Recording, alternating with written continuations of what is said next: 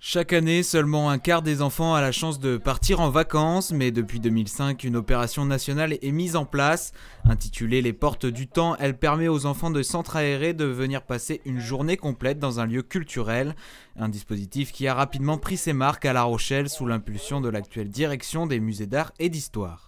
Le succès de 2005 a fait en sorte que le ministère a souhaité prolonger cette opération, la développer, qu'elle soit reçue dans un certain nombre d'autres lieux patrimoniaux français.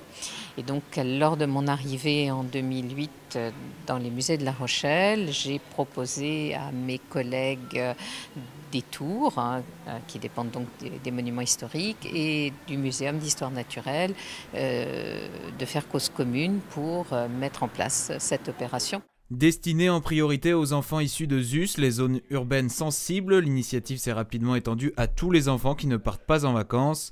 Chaque été, ce sont près de 700 enfants qui sont accueillis par les animateurs et artistes des 8 lieux concernés dans le département.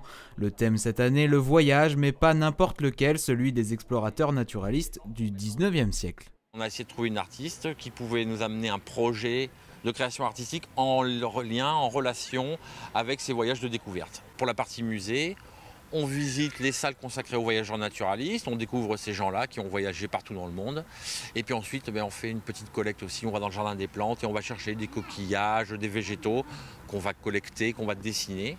Et avec l'artiste, ils vont fabriquer la boîte. Une boîte donc, qui va être décorée, ornée de pas mal de petites choses qu'ils vont créer aujourd'hui. Et ils vont pouvoir mettre toute leur collecte dedans. Ils repartent avec leur petite boîte d'explorateurs. Ils ont fait un voyage d'une journée. Grâce à cette opération, les musées d'art et d'histoire espèrent bien donner envie aux enfants de revenir avec leur famille. Fin de l'opération ce vendredi avec la visite des Beaux-Arts et du musée maritime.